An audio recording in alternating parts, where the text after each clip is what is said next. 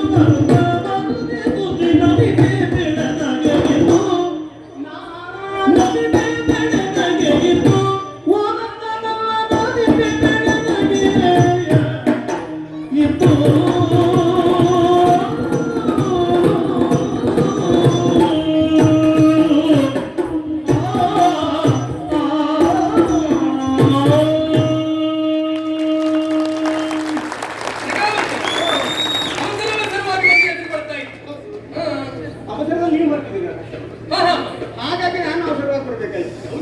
ಹೌದು, ಸ್ವಲ್ಪ ಹೊತ್ತು ದನ ಆದ್ರೆ ಮತ್ತೆ ನೀವು ಸಿಗ್ಲಿಕ್ಕಿಲ್ಲ. ನೀವು ಹಾಗೆ ಹೋಗ್ಬಿಡ್ತೀರಿ. ನಾನು ಹಾಗೆ ಮುಂದೋದ್ರೆ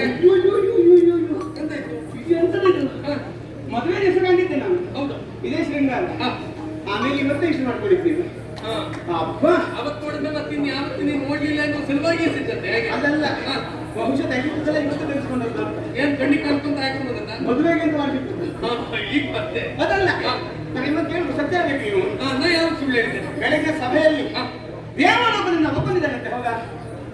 ಹೌದೌದು, ಬಂದಿದ್ದೆ. ಪಾಪ ಅವರಿಗೂ ಗೊತ್ತಾಗಿಲ್ಲ ನಾ ಹೇಗಿದ್ದಾನೆ ಅಂತ ಚೆರಿಯನ್ನು ಕೇಳಿದಾಗ ಹೇಳಿದ್ರು ಅವ್ನು ಕಣ್ಣೇ ಮುಚ್ಚುದಿಲ್ಲ ಅಂದ್ರು. ಹೌದು, ಹಾಗಾಗಿ ದೇವರಪ್ಪನ ಅಂತ ಆದವನ್ನೆಲ್ಲಕ್ಕೆ ಆಗ್ಲಿಲ್ಲ. ಹೌದು, ದೇವದೂತ ಅವ ಬಂದಿದ್ದಾನಂತೆ. ಅವ ಏನೋ ಮಾತಾಡ್ದ ನಿಮ್ಮಲ್ಲಿ, ಅದು ಯಾರಿಗೂ ಅರ್ಥ ಆಗ್ಲಿಲ್ಲ. ಅರ್ಥ ಭಾಷೆ ಅಲ್ಲ, ದೇವರ ಭಾಷೆ ಅಲ್ವಾ? ನಿಮಗೊಂದು ಅರ್ಥ ಅದ ಸರ್. ನಮ್ಗೆ ಪರಂಪರೆ ಉಂಟಲ್ಲ, ಅದಕ್ಕಾಗಿ ಅರ್ಥ ಆಯ್ತು. ಹಾಗೆ ಅವೇನು ಹೇಳ್ತಾನೆ ನಿಮ್ಗೆ. ಅವ ಹೇಳಿದ್ದೆ ತಡ ಮಾಡ್ಲಿಲ್ಲ. ಅವ ಮಾತನಾಡ್ತಾ ಇದ್ದ ಹಾಗೆ ನಿಮ್ಮ ಮುಖ ಹೀಗೆ ದೊಡ್ಡದಾಗಿ ಹೋಗ್ತಾ ಇತ್ತಂತೆ. ಹೊಡೆದೋಗ್ಲಿಲ್ಲ ಒಂದು ನಗಾಡಿದ್ದು ಹಾಗೆ. ಆಗ ಅಷ್ಟು ಉತ್ಸುಕತೆ ಕೇಳಿ ನೀವು ತಡ ಮಾಡ್ಲಿ ಹೇಳಿದ್ನಲ್ಲ. ಮದುವೆಲ್ಲ ಮಾಡಿಸಿಕ್ಕಂತ ಯಾವೆಲ್ಲ ಆಭರಣ ಸಿದ್ಧತೆಗಳು, ಹೌದು, ತಿನಿಸಿಗಳನ್ನು ಹಾಕೊಂಡು ಅಪ್ಪ ಹೊರಟದ್ದು ನೋಡಿದ್ರೆ ಎಲ್ಲಿಗೆ ಗಮನ ಎಲ್ಲಿಗೆ ಅಂತ ಕೇಳಲೇಬಾರ್ದು. ಎಷ್ಟು ದೂರ ಅಂತ ಕೇಳ್ಬೇಕು. ಎಲ್ಲಿಗೆ ಅಂತ ಕೇಳಿದ್ರೆ ಅಪಶಕುನ ಗೊತ್ತುಂಟ ನಿನಗೆ? ಯಾರು ಹಾಗೆ ಬೆಕ್ಕಟ್ಟು ಬಂದ್ರೆ ಅಪಶಕುನ. ಹೌದು, ಅದೇ ಮನೆ ಬೆಕ್ಕಟ್ಟು ಬಂದ್ರೆ ಅಪಶಕುನ ಅಲ್ಲ ಅಂತ ಹೇಳಿದ್ರು. ಹೌದಾ? ಅಂದ್ರೆ ನೀನು ನಾ ಮನೆ ಬೇಕು, ನನ್ನ ಮನದ ಬೇಕು ಹಾಗಲ್ಲ ಸ್ವಾಮಿ. ಅದು ಯಾಕೆ ಧರ್ಮಶಾಸ್ತ್ರ ಏನ್ ಹೇಳ್ತದೆ? ಏನು? ಎಲ್ಲಿಗೆ ಅಂತ ಕೇಳಬಾರ್ದು, ಬೆಕ್ಕಟ್ಟು ಬರಬಾರ್ದು. ಹೇಗದು ನೋಡಿ, ನಾವು ಆಕಳ ಹಾಲನ್ನು ಹಿಂಡುವ ಸಂದರ್ಭಕ್ಕೆ ಏನು ಶಬ್ದ ಬರ್ತದ, ಸೈ ಸೈ, ಹೌದಾ? ಆ ಶಬ್ದದ ಅಂತರ ಎಷ್ಟಿದೆ ನೋಡುವ. ನಾವು ಹೊರಟಲ್ನಿಂದ ಅಷ್ಟು ಅಂತರದ ಒಳಗೆ ಅಂತದ್ದೇನಾದ್ರೂ ಅಪಶಕನ ಆದ್ರೆ ಅದು ಅಪಶಕನ. ಆನಂದದಲ್ಲಿ ಎಲ್ಲೋ ಹೋಗುವಾಗ ಪಾಪ ಯಾವುದೋ ಪ್ರಾಣ ಅಡ್ಡ ಹೋದ್ರದ ಅಪಶಕನ ಅಲ್ಲ. ಶಕುನಶಾಸ್ತ್ರ ಹೇಳೋದು ಹಾಗೆ ಅದಾದ್ರೆ ಆಹಾರಕ್ಕೆ ಹೋಗುದು ಅಂತ ಬಿಟ್ಟು ಅಲ್ವಾ?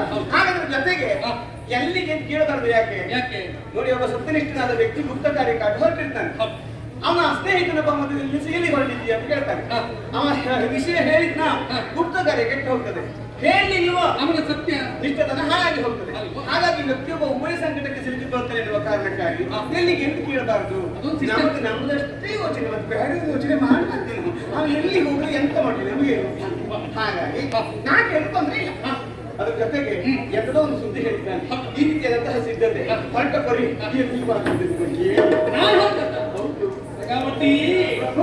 ಶರದೆಂದು ಮದನೆಗೆ ಎರಶೀಲೆ ಕೋಮನೆ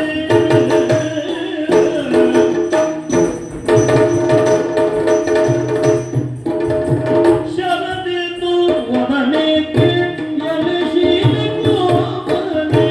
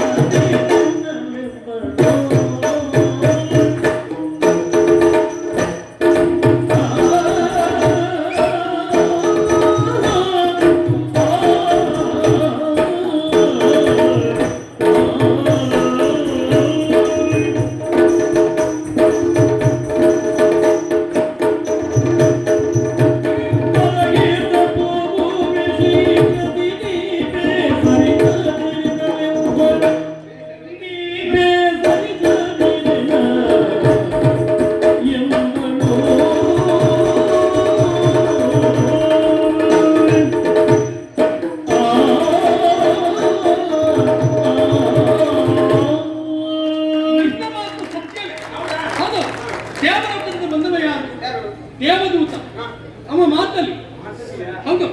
ಅವ ಬರುವ ಉದ್ದೇಶ ಹುಟ್ಟಿನಲ್ಲಿ ಬಂದು ಏನನ್ನು ಹೇಳಿದ, ಏನೋ ಸಂಚಕಾರ ತಂದಿದ್ದಾನೆ, ಏನೋ ಸಮಸ್ಯೆ ಆಗಿದೆ ಅನ್ನೋ ಸಲುವಾಗಿ ಅವ ಬಂದವನೇ ಅಲ್ಲ. ಅವ ಬರುವ ಉದ್ದೇಶ ನನ್ನ ತಂದೆ ಮಾಡಿರುವಂತ ಕಾರ್ಯಕ್ಕಾಗಿ.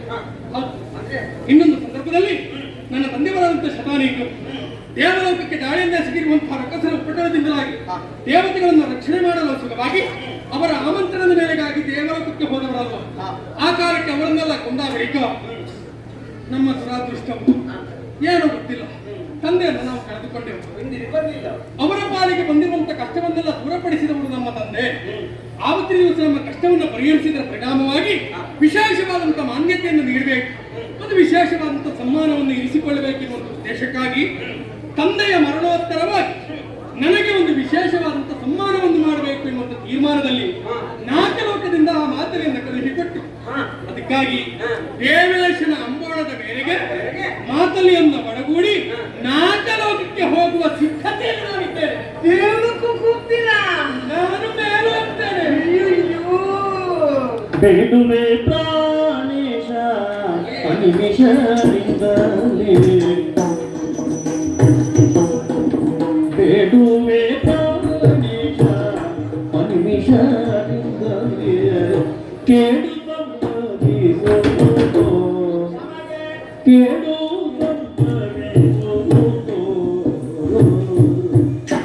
ಕೂಡಿ ನಾವಿರುವನು ಒಪ್ಪುವುದರಲ್ಲಿಲೆತು, ಕೂಡಿ ನಾವಿರುವನು ಒಪ್ಪುವುದರಲ್ಲಿಲೆತು, ಇರುವರು ಒಪ್ಪುವುದರಲ್ಲಿಲೆತು.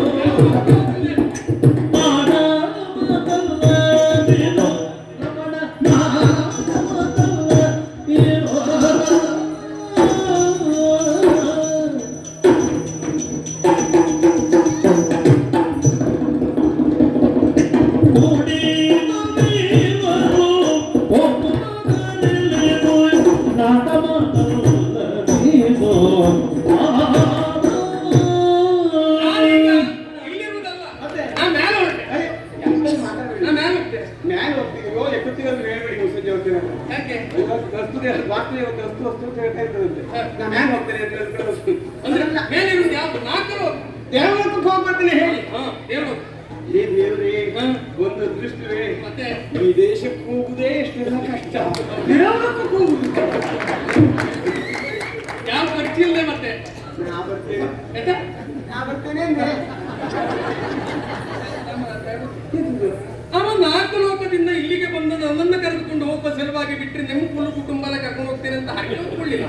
ಅವ್ನು ಹೇಳ್ತಾರೆ ಹಾ. ನೋಡಿ ಈಗ ಆನ್ ಬರಲಿ ಅಂತ ಹೇಳಿದ್ರೆ ಆನೆ ಸುಂದ್ರ ಬರ್ಲಿ ಕಿವು ಬರ್ಲಿ ಕಾನ್ ಬರ್ಲಿ ಎಲ್ಲ ಬರ್ಲಿ ಅಂತ ಹೇಳಿಕ್ಕಿಂತ ಬರ್ತದೆ ಅಂತ ಹೇಳಿದ್ರೆ ಅಂದ್ರೆ ನೀವು ಒಂದ್ ಜಾತಿ ಬಾಲ ಇದ್ದ ಹಾಗೆ ಸುಂದಿದ್ದಾಗ ಅಂತ ತಗೊಳ್ಳೋದು. ಹಾ, ಅಂದ್ರೆ ನೀವು ನೋಡಿದ್ದು. ಹಾಗೆ. ಹಾ, ಅಂದ್ರೆ ನಾಲ್ಕು ಲೋಕಕ್ಕೆ ಅವನು ಕರ್ಕೊಂಡು ಹೋಗೋದಕ್ಕೆ ಬಂದಿದ್ದಾನೆ ಬಿಟ್ಟರೆ ನೀವು ದಂಪತಿಗಳ ಸಮೇತವಾಗಿ ಬನ್ನಿ ಅಂತ ಹೇಳಿ ನಾ ಬರ್ತೇನೆ ಅವ್ನು ಹೇಳುದಿಲ್ಲ ಯಾಕೆ ಯಾಕೆ? ದೇವತೆಗೂ ಬಹಳ ಅಪಾಯಕಾರಿ. ಹಾ. ಸ್ವಾರ್ಥಿಗಳ ಅನುಮಾನವೇ ಇಲ್ಲ. ಹಾ. ನೋಡಿ ಹೋದ ನಿಮ್ಮ ತಂದೆ ಹಿಂದಿರುಗಿ ಬರಲಿಲ್ಲ ಹೌದಾ ಹೌದು. ಈಗ ಮತ್ತೆ ಯಾರದ್ದಾದ್ರು ಜೊಂಡು ಅಲ್ಲಿಗೆ ಬಂದು ಹಾ. ಅವ್ರಿಗೆ ಒಂದು ಅಪಾಯ ಬಂದು ಹಾ. ನೀವು ಹಾಗೆ ಕರೆದು ಬರುವುದಿಲ್ಲ ಅಂತ ಹಾ. ನಿಮಗೊಂದು ಸನ್ಮಾನ ಅಂತ ಇಟ್ಕೊಂಡದ್ದು ಯಾರಿಗೂ ಗೊತ್ತು. ಈ ಸನ್ಮಾನ ಇಟ್ಕೊಳ್ಳೋದ್ರೆಲ್ಲ ಹಾಗೆ ನಮ್ಮ ಕೆಲವರು ಹಾಗೆ ಏನು? ಅವ್ರು ಬರುವುದಿಲ್ಲ ಒಂದು ಸನ್ಮಾನ ಇಟ್ಕೊಂಡು ಹಾಗಾಗಿ ನಿಮ್ಮನ್ನ ಕರೆಸಲೇಬೇಕು ಅನ್ನೋ ಉದ್ದೇಶವನ್ನು ಹೊತ್ತಿರುವ ದೇವತೆಗಳು ಹಾ. ಮೋಸಗಾರರು ಮೋಸ. ಹಾಗಾಗಿ ಒಂದು ಸನ್ಮಾನ ಇಟ್ಕೊಂಡು ಕರೆಸ್ಬಿಟ್ರು. ಹಾಗಾಗಿ ಒಬ್ಬರು ಇಂಟಿಗೆ ಬರಲಿ ಸೌದಾ ಹಾ. ಅದಕ್ಕಾಗಿ ನೀನು ಕರ್ಕೊಂಡು ಹೋದ್ರೆ ಕೂಡಿ ನಾವು ಇರುವುದು ಹೋಗುವುದಾದ್ರೆ ಅಲ್ಲ ಅದು ಹೌದು. ನೋಡಿ ಬುದ್ಧಿವಂತನಾಗಿರುವಂತಹ ದಶರಥ ಚಕ್ರವರ್ತಿ ಹಾ. ಹೋಗುವಾಗ ಹೆಂಡತಿ ಕರ್ಕೊಂಡೇ ಹೋದ ಹೌದಾ ಹೌದು. ಕರ್ಕೊಂಡು ಹೋದ ಎಷ್ಟು ಒಳ್ಳೆದಾಯ್ತು ನೋಡಿ. ಏನು? ಆ ಯುದ್ಧ ಮಾಡುವಾಗ ರಥದ ಕೀರ್ತಿ ಆಗಿ ಹೋಗಿ ಅವಳು ಬೆಳೆದಿಟ್ಕೊಂಡು ಹೆಂಗಸರು ಯಾವಾಗ ಒಳ್ಳೆ ಕೆಲಸ ನೋಡು ಎಲ್ಲ ಹುಡುಗರೇ. ಅದು ಒಂದ್ ವೇಳೆ ಹೌದು ಅಂತಾದ್ರೂ ಆವತ್ತಿನ ದಿವಸ ಮೆಚ್ಚಿದಂತ ದಶರಥ ಆಮೇಲೆ ವರ ಕೊಡ್ಲಿಲ್ವಾ? ಹೌದು, ವರ ಕೊಡ್ಲಿಲ್ಲ. ಆ ವರವನ್ನು ಯಾವತ್ತು ಸದುಪಯೋಗ ಪಡಿಸ್ಕೊಂಡ್ಲು? ಯಾವತ್ತು ಬೇಕಾದ್ರೆ ತಿಳ್ಕೊಂಡು ಇಡೀ ರಾಮಾಯಣ ನಡೆದ ಈಗ ರಾಮಾಯಣ ಬೇಡ ನಮ್ಮ ದಕ್ಷಿಣ ಮಾತ್ರ ನಮ್ಗದೆಲ್ಲ ಬೇಡ. ನಾವು ಹೆಂಗಸರಾಗಿ ನಮ್ಗೆ ಎಷ್ಟು ಬೇಕೋ ಅಷ್ಟು ಮಾತ್ರ ಕಥೆ. ಮುಂದಕ್ಕೆ ಬೇಡ. ಯಾವತ್ತಲ್ಲಿ ಎಂತ ಕಿರುಬೆರಳನ್ನ ಇಟ್ಲು ಹೌದು. ರಕ್ಷಣಾ ಇವತ್ತು ನಾವು ನೇರ ಹೋದವು ಅಲ್ಲಿ ಎಲ್ಲಾದ್ರೂ ಹೋರಾಟ ಆಗ್ತದೆ ನೀರೆಲ್ಲರೂ ಮತ್ತೆ ರಕ್ಷಣೆಗೆ ಹಾಗೆಲ್ಲ ಸೋಲು ಬರ್ತದೆ ಅಂತ ಹೇಳುದು. ಅಪಾಯ ಬಂದ್ಬಿಟ್ರಂತ ಮತ್ತೆ ನಮ್ಗೊಂದು ಆಸೆ ಉಂಟು. ಎಂತದ್ದು? ಒಂದು ಸರಿ ನೋಡಿ ಈಗ ಹೇಳಿದ್ನಲ್ಲ ನಾನು ಹಾ. ದೇವಲೋಕಕ್ಕೆ ಹೋಗುವುದು ಸುಲಭ ಅದು. ಮತ್ತೆ? ಜೀವನದಲ್ಲಿ ಮತ್ತೆ ಹೋಗ್ಲಿಕ್ಕಾದ್ರೂ ಹೋಗೋ ಬರ್ತಾನೆ. ಒಮ್ಮೆ ಶರೀರಿಯಾಗಿ ದೇವಲೋಕಕ್ಕೆ ಹೋಗುದು ಅಂತ ಹೇಳಿದ್ರೆ ಅದೃಷ್ಟ ಅಲ್ವಾ? ಹೌದು. ಹಾಗಾಗಿ ಒಂದ್ಸರಿ ಹೋಗಿ ಬಂದ್ಬಿಡು ಅಂತ. ಅಲ್ಲೂ ಈ ಮಾವಿನ ಮರಕ್ಕೆ ಮಾವಿನಕಾಯಿ ಆಗ್ತದ ಅಥವಾ ಮಾವಿನ ಪುಸ್ತಕಾಯಿ ಆಗ್ತದ ಮತ್ತೆ ಮತ್ತೆ ಅಲ್ಲೆಲ್ಲ ಹೀಗೆ ಅಲ್ಲೆಲ್ಲ ಹೂವು ಮರದ ಮೇಲೆ ಬಿಡುದಲ್ಲ ಮರದ ಅಡಿ ಹೇಳಿಕ್ಕೆ ಆಗುದಿಲ್ಲ. ಮತ್ತೆ ಅಲ್ಲಿ ಆ ಅಕ್ಷರಾಂಗನೆಲ್ಲ ಇದ್ದಾರಂತೆ ನೋಡುವ ಯಾವ ರೀತಿ ಹುಡುಕೊಲ್ಲ ಧರಿಸಬೇಕು ನೋಡುವುದು ಅಂತ ನಾವು ನಿನಗೆ. ಅಂದ್ರೆ ಅಷ್ಟೇ ಉದ್ದೇಶಕ್ಕಾಗಿ ನೀನು ಹೊರಟು ನಿಂತವಳ ಅಲ್ಲ ಮತ್ತೆ ಜೊತೆ ಸಂಶಯ ಉಂಟು ನನಗೆ. ಯಾರಿಗೆ ಎಂತ ಸಂಶಯ? ಆ ದೇವತೆಗಳು ಸುಮ್ಮನೆ ಏನು ಹೇಳುದು? ನಾವು ಮತ್ತೆ ನಾವು ವನದ ಚಿಪಿತನಿಗೆ ವಿಧಿಯ ಬಂತು.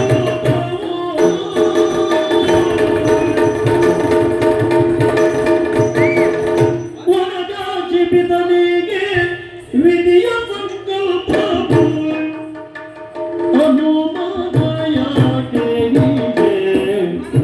ಅನುಮಾನ ಯಾಕೆ ಹೀಗೆ?